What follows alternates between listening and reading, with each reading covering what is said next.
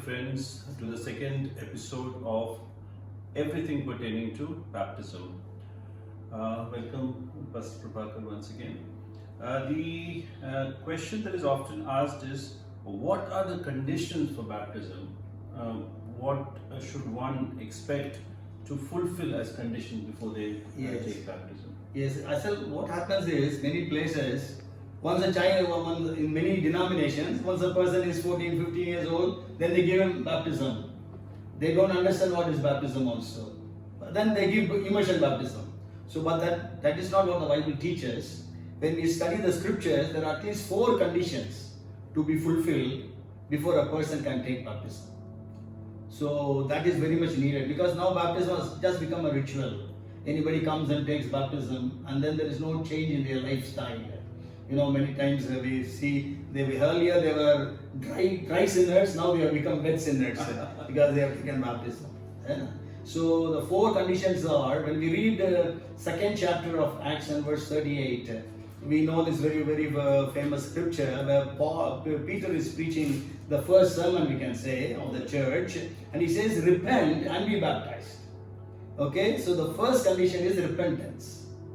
So the first condition, a person before getting baptized, he must repent. Baptism is not a ritual. As we heard, it is your funeral service. So you have to repent, that is dying with Christ, before your funeral service can take place. Only a dead person can be buried. So only a person who has repented can be baptized. So repentance. And repentance is, what is repentance? Some people ask, is remorse is repentance? No, remorse is not repentance. Remorse. If you see, maybe even if we study the scriptures, we can understand. There was an Achan in the Old Testament. He accepted his sins. He says, I have sinned, when he was confronted.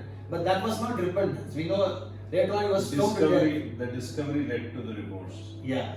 So just accepting our sins is not repentance. Just convicted of our sins is also not repentance. Judas was convicted that he has betrayed Jesus.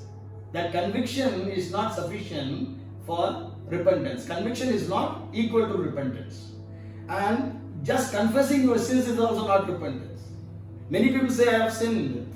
Maybe the entire humanity says, I have sinned. We have sinned. We are sinners. But then that is not sufficient. Because we know Saul, even Pharaoh of the Old Testament, when he was facing the plagues, twice he says, I have sinned. So confess the sin. Even Saul the king, the Old Testament king, he confessed twice, I have sinned. So confessing our sins is not repentance.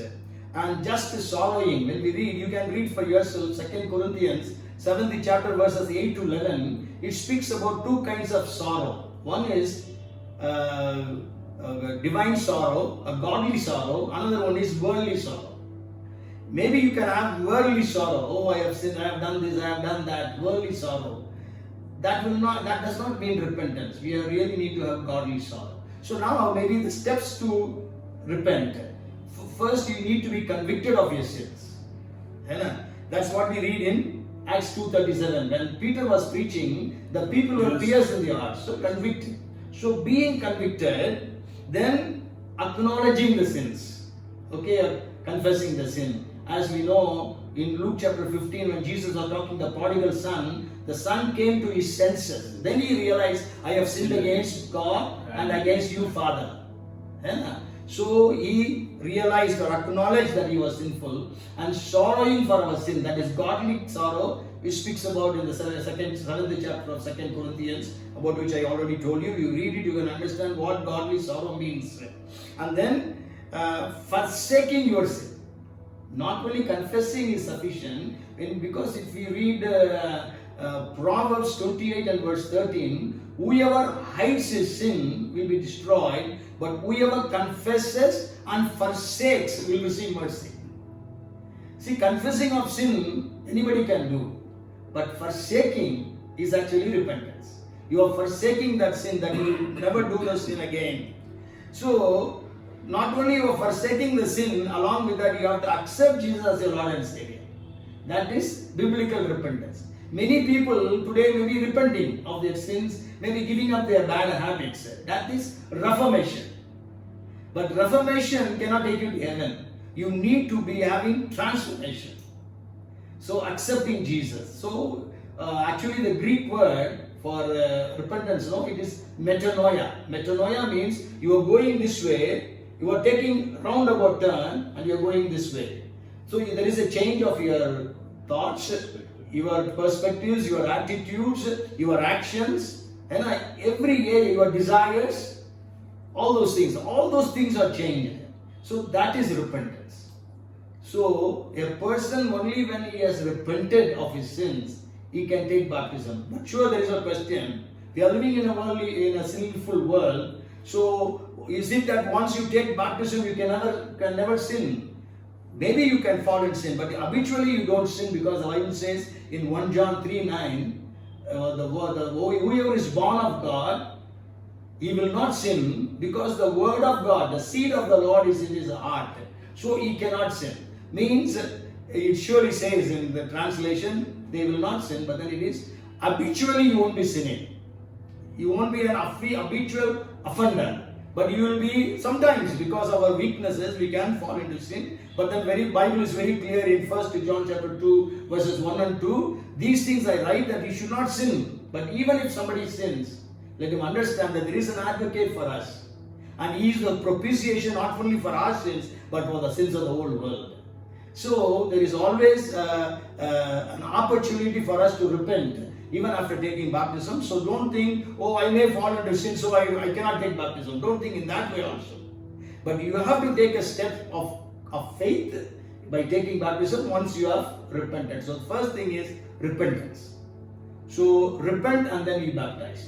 And the second thing is believe and be baptized. When we read the 16th chapter of Mark, verse 15, maybe we can read that verse, Mark 16 and 15. It is what Jesus is saying. He who believes and is baptized will be saved, but he who does not believe will be condemned. Okay, so believe and then be baptized. Even we know the very famous verse, John 3:16, for God so loved the world that he gave his only begotten Son, that whoever believes in him will not perish but shall have everlasting life. So believe in the Lord Jesus Christ and then be baptized. So that's why you always say a child cannot be baptized, infant cannot be baptized. So you have to believe in the Lord Jesus Christ.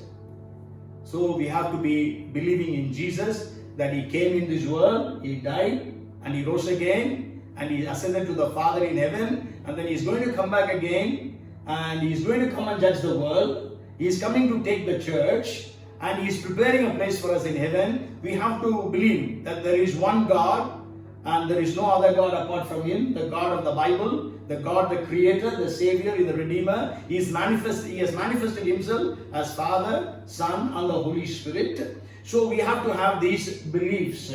So that's why usually before baptism, the person is asked questions. In that questions, this is also asked, do you believe in Jesus? Do you believe that Father, Son, and the Holy Spirit? Do you believe that Jesus died and rose again from the dead and he's going to come back again? All those things are asked to a person. The person who gives baptism asks the person who is going to take baptism. So believing and then taking baptism. And the third thing is, if we read 2:41 of Acts, when Peter preached, believe, repent and be baptized, and then 2:41 says, then those who gladly received his word were baptized, and that day about 3,000 souls were added to them. Yes, you have to receive the word. See, you are not receiving a religion. That is again, you have to understand. You are not changing religion. You are not receiving religion. What they did was they received the word. Here we read about the Jews. This is the first congregation. The Jews received the word. It does not say they received Christianity as a religion. They received the word. Now you read 8 and verse 14 of Acts. 8 and verse 14. 8 and verse 14 says, now when the apostles who were at Jerusalem heard that Samaria had received the word of God, they sent Peter and John to them. Yes. So what they received, what the Samaritans did, they received the word. They did not receive a religion. But today the wrong idea is, they think it is conversion, change of religion. No, it is not change of religion. You are receiving the word. Jesus is the word of God, the Bible says. So you are receiving the word. Samaritans, first we read about Jews receiving the word. Then the second thing we read about Samaritans receiving the word. Now you read 11 and verse 1 of Acts. 11 and verse 1. Now the apostles and brethren who were in Judea heard that the Gentiles had also received the word of God. Yes, Gentiles. Okay, so those days we can say that the people living on the earth were divided into these three groups. Usually two groups when we say Jews and Gentiles. But then here we know Samaritans. Samaritans also is a group of Jews as well as a group of Gentiles. They come in between. Right. Okay, actually Samaritans are the mixture of Jews and Gentiles. Mismarriages. Yeah. So we read all these three groups receive the word. So you have to receive the word. The Bible, the scriptures, we are so privileged that we have the Bible these days. Those days they didn't have the entire Bible with them. They have to, but then they receive the word. So we have to receive the word. So the first thing is repentance. Second thing is believing in Jesus. And third thing is they have to receive the word. And the fourth thing is, maybe it will take few more minutes for me to explain. As I already told this verse in Matthew 28 and verse 19. Okay, the Great Commission. Jesus says, therefore, go ye into all the world, making disciples of all nations. Okay, making disciples of all jatis, all Gentiles, all groups of people, people groups, all language groups. Jesus is saying, making disciples, and then he says, baptizing them. Maybe you can read, Pastor G. Matthew 28 and 19. Yeah. Go therefore and make disciples of all the nations, baptizing them in the name of the Father and of the Son and of the Holy Spirit. Yes. So Jesus is saying, make disciples first, then you baptize them. Okay. So the fourth condition for taking baptism is a person must be discipled. Right. Okay. Something similar to you receive a graduation after you study for some Study for some time. You have to fulfill that parameter. Yeah, disciple means pupil. Yeah. You are a student. Right. So you are getting the teachings from the master. Right. Okay, so Jesus is saying we have to make them disciples. So many times what happens is people don't become disciples. They become converts. What Jesus wants is not converts. What Jesus wants is disciples. We have to be disciples of Christ. Okay, so because he is our master, there is only one teacher, and he is our teacher, Jesus, and we are his disciples. So, as a disciple, to be a disciple, Jesus has given at least 10 different conditions. I cannot say I am a doctor because I don't fulfill the condition of studying MBBS or MS or MD or whatever degrees are there. So when I say I am a disciple, so I must fulfill some of the characteristics or qualities or attributes that have been told by Jesus. So as I told you, Jesus has given 10 attributes of a disciple. Okay, so for people to make it easily remember, I always tell to help me also to remember easily. Not only you, for me to preach, so that I can preach even without manuscripts, without notes. So I have made it in an acronym, discipline. So discipline. So if you want to be a disciple, you need to fulfill this acronym discipline. So the first thing is deny yourself. When we read Matthew 16 and verse 24, there Jesus said, whoever wants to follow me, let him deny himself. So the first thing is denial, self-denial. Okay, so deny yourself. We are living in an egocentric world, selfish world. Many times we are selfish. Everything that we do is motivated by our selfish ambitions and desires and our own name and fame. So in that condition, Jesus is saying we have to deny ourselves. That's a very difficult thing. Especially in this 21st century, I don't know how many of us will be able to deny ourselves. Okay, so that's why somebody said, as Paul says in Galatians 2 and verse 20, it is not I, but Christ lives in me. So that man explains, I stand, but then it must become bend, it must become see, Christ. So we must deny ourselves. So that is the first condition. So if you are going to take baptism, remember that you and I need to deny ourselves. Maybe you have already taken baptism, you also understand that sure at the time of baptism you would have said, oh, I'm denying myself, but then as the days went on, your ego has increased. And so that's why we have to understand, we have to deny ourselves. So the next alphabet is I. I stands for important things first. Actually, when you read the 9th chapter of Luke, verses 58 to 62, Jesus is giving at least three conditions there.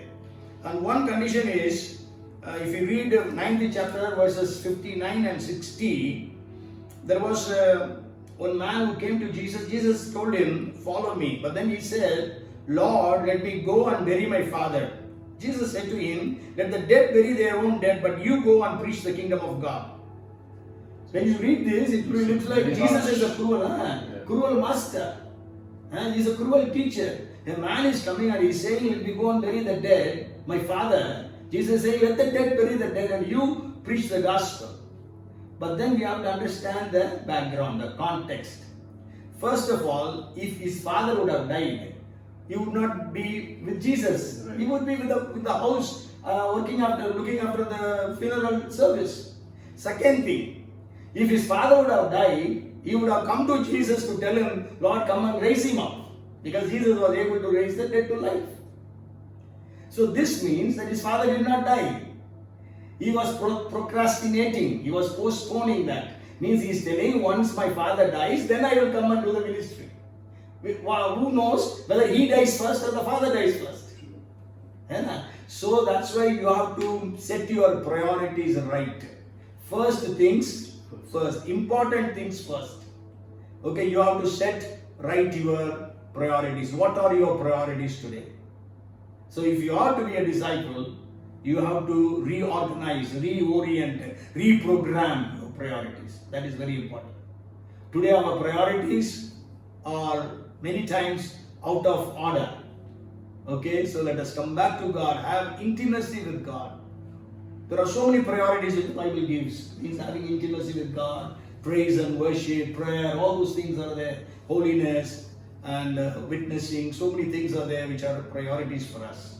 Okay, and then the third thing is DIS. Yes stands for supreme love for Christ.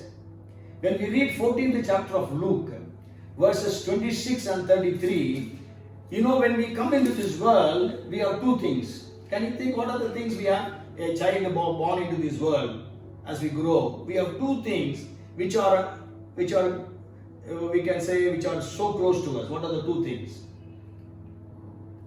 One is relationship. Right. Means when you are born, you have relationship. Your parents, siblings, uncles, aunties, all relationships. The second thing that you have is your possessions or positions. Okay, your possessions are your property. Yeah. By default. Yeah. Yes. So these two things every child who is born into this world has. So here that's why Jesus is talking about these two things. He is addressing both these things.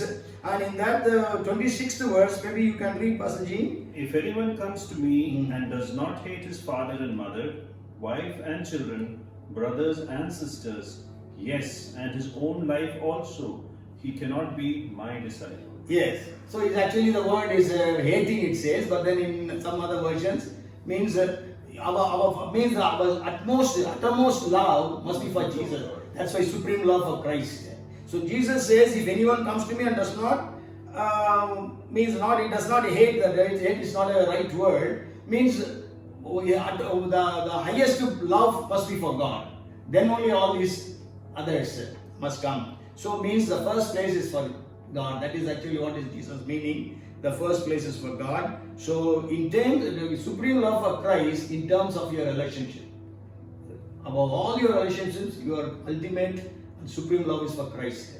Billy Graham, before his marriage, he told his wife, would-be wife, I love someone else more than you, and you cannot come between that person and me. Do you agree? She was shocked. How can this man love somebody else more than me?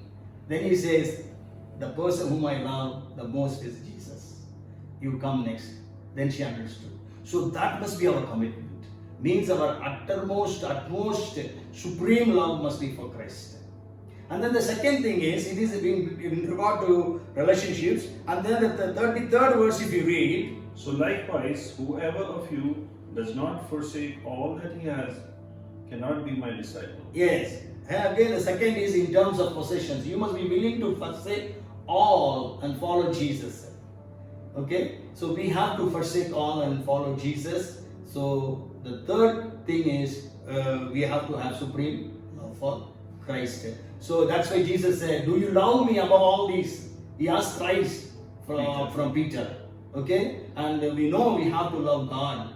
That is the first commandment. Jesus said, in the Old Testament, it was given, Jesus was repeating, you have to love your Lord, your God with all of your heart. Not some of your heart, all of your heart, all of your soul, all of your mind, and all of your strength. 12:30 of Mark's Gospel. So we have to love God at our utmost. Our supreme love must be for Christ. So then only you and I can be a disciple. How much do we love God today? How much do we love the world? How much do we love other things of the world? So that we have to make it, we have to be careful. That's why when we are taking baptism, the preacher again asks, the one who baptizes asks, do you know that none of these things will separate you from the love of Christ? He is quoting, actually it is quoted from 8th chapter of Romans, verses 35 to 39. So we must understand that we have to have ultimate love for Christ. And then the fourth alphabet is C. C stands for cross-bearing, cross. Jesus said in 16:24 of Matthew, whoever follows me, let him deny himself and take up the cross and follow me. Take up the cross. What does cross mean? Cross means shame. Cross means sufferings. Cross means pains. So when you accept Jesus, many times you are told, oh, you come to Jesus, all your problems will be solved. Sure, problems will be solved, but now you will have greater problems sometimes. New problems sometimes. But the difference is, before accepting Jesus, you face those problems up individually. But now you are facing the problem with Jesus. So that's why you are more than a conqueror, the Bible says. Okay, so you have to bear the cross. You know, when Jesus was, Luke was writing, he says in Luke 9:23, take up your cross daily. Maybe you can read, Pastor Jean, Luke 9:23. Then he said to them all, if anyone desires to come after me, let him deny himself and take up his cross daily and follow me. Yes, daily. So we have to take up the cross. So my dear friends, you are taking baptism. Okay, you may be excited about it, but then you may have to face problems, opposition, persecution, nakedness, hunger. So all these things you may face. So you have to understand that you have to bear this cross. Somebody said, bear the cross, then bear the crown. Today we all want crowns, but we don't want to bear the cross. And nowadays the sufferings is also not preached anywhere. Many places it is only prosperity gospel, blessing gospel. But then we have to understand in the gospel suffering is also there. You know, even when we read, we may not be read it. Maybe we can read it also. If you read Mark chapter 10 and verse 30, in the package of being a disciple, you know what is the first thing that Jesus mentioned? 10 and verse 30.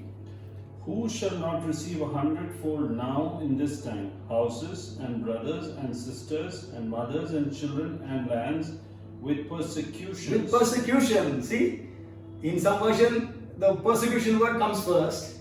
So here, Peter was asking, Lord, we left everything and what shall we receive? Then Jesus is telling you, you will receive 100-fold. Sure, you will receive 100-fold. And maybe you are without a family, now you have hundreds of brothers and sisters in the family, new family, as I told you, you are entering into a new family. Family of families you are entering in. So you have to understand that you have persecution in store for you. Maybe we can read another verse also. Philippians 1 and verse 29. Philippians 1 and verse 29.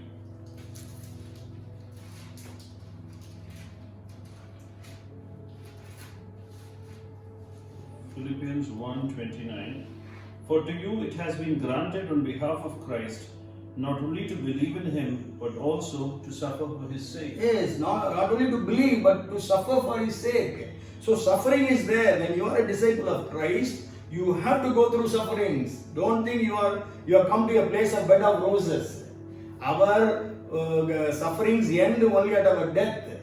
We know that all the apostles of Jesus Christ, except for John, all of them are martyred. They suffered a lot. Paul writes about his sufferings in 2 Corinthians 12th chapter. So we have to understand we have to bear the cross. There is no other way.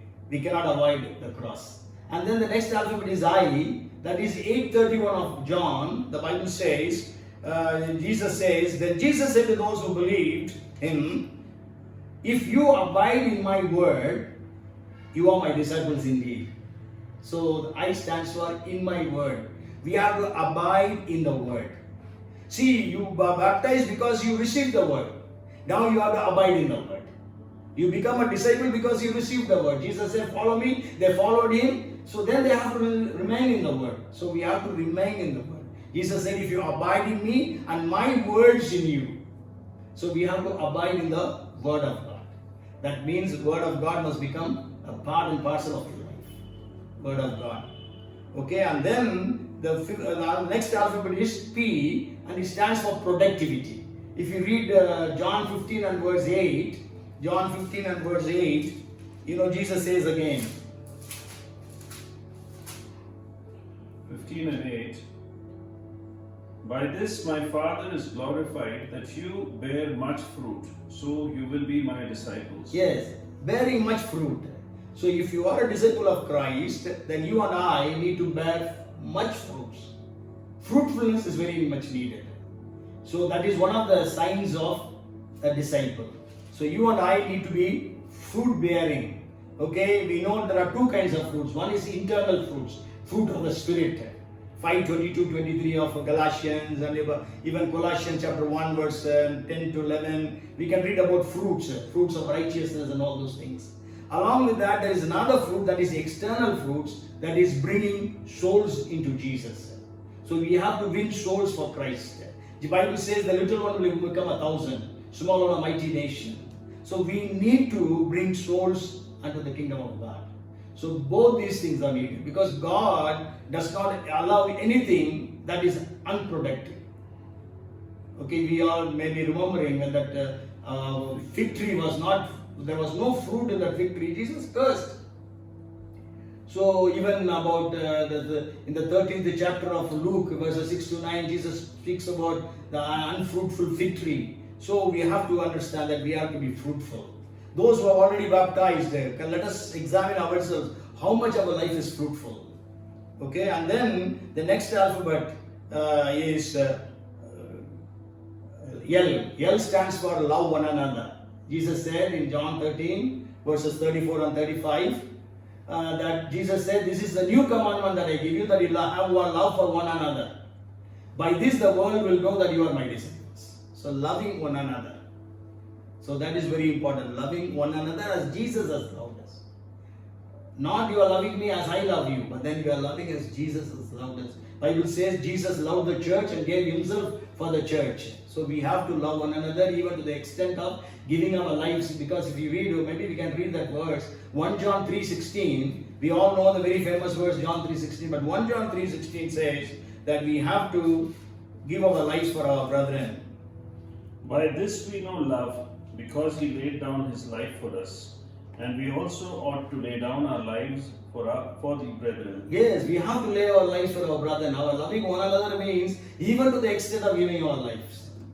Okay, so love one another. And the next alphabet is I. I stands for imitate Christ. If you read the 10th chapter of Matthew verses 14 and 15, Jesus said a disciple is like the master. So we have to imitate our master. 10th chapter verses 24-25. It is enough for a disciple that he be like his teacher and a servant like his master.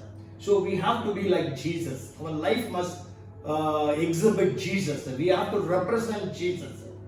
Maybe you can watch our video on the YouTube, Becoming Like Jesus, which I spoke a couple of weeks back. So we have to be like Jesus. And then the next alphabet is N. N stands for no turning back. That is again in the book of Luke chapter 9 verses 61 and 62. There Jesus said, Lord, I will follow you, but let me first go and bid farewell to my Father at home who are at my house. But Jesus said to him, no one having put his hand on the plow and looking back is fit for the kingdom of God. So no turning back. There's a beautiful song. Whenever people take baptism, we sing this song. I have decided to follow Jesus, no turning back. Maybe I will just tell the story. It happened in Assam. Those time there were no 7 states in the northeast. All the 7 northeastern states were Assam. We can say in today's Nagaland. And there was a couple a family that accepted Jesus through a foreign missionary. And so they began to evangelize. So the local headman of the village was so angry, and he said, "You have to deny Christ, otherwise we will kill your sons." So his sons were they shot arrows and killed both the sons before his eyes. He says, "I have decided to follow Jesus, no turning back. No turning back." Then again they say they killed his wife. Again he says, the cross before me, the world behind me. So his wife was also killed before his eyes. And then he was to be killed, and then again they say, "Deny Christ." He says no. And then he dies. But then we know, after his death, the headman thought, how is this man, along with his family, willing to die for a person who was in Israel and died in this way? That means there must be something important. So that man accepted Jesus, and the entire village accepted Jesus, the history says. So that's how, no turning back. Okay, he was even at his death, he could bring all these people unto the Lord. And then the last alphabet is expect nothing. It is again in the 9th chapter of Luke, verses 57, 58. So one man comes and says, "Lord, I will follow you wherever you go." And Jesus said to him, "Foxes have holes and birds of the air have nests, but the Son of Man has nowhere to lay his head." So when you are coming to follow Jesus, don't expect that you will receive something. People say, "Oh, I will receive my girl, I will receive job." No. You are coming to Jesus without expecting anything from Jesus. Because He is your Lord, He already paid His life, paid your penalty for your sins on the cross. So you are coming to follow Jesus in gratefulness that Jesus has died for me, so I will follow Jesus. So that must be your commitment. But sure, when the disciples were called, all of them followed then and there. They left their jobs and went. But after 2.5 years, Peter asked, "Lord, we left everything and followed you. What we will receive?" After 2.5 years. So when you are following Jesus, you are becoming a disciple. Don't think, "I will get this, I will get that." But say, "I am thankful to God for whatever He has done for me." But then sure, God will surely bless you for leaving everything and following Him. As we just now read from 10:30 of Mark's Gospel. So God will bless you. God is your rewarder. God will bless you. So we have seen, if you have to take baptism, these 4 conditions must be fulfilled. The first thing is, you must repent. Second is, believe in the Lord Jesus Christ. Third, you have to receive the word. And the fourth is, you have to become a disciple. So may God make every one of us a disciple of Christ, so that we will be able to fulfill the 10 conditions that were given for discipleship. Come, let us pray. Father, we are so grateful to you. Thank you for your word. And we pray that this word will bring forth fruits 30-fold, 60-fold, 100-fold. Wherever people are struggling, Lord, to follow your word, help every one of them. Holy Spirit, help every one of them to overcome all those struggles and help overcome all those challenges. We thank and praise you. In Jesus' name we pray. Amen and amen. Amen. Thank you once again, Pastor. Welcome, So, Pastor G. Thank you, the viewers, for listening, and we hope that you will come again and listen to the 3rd episode on baptism, where we address some more questions that were put forward by you. Thank you.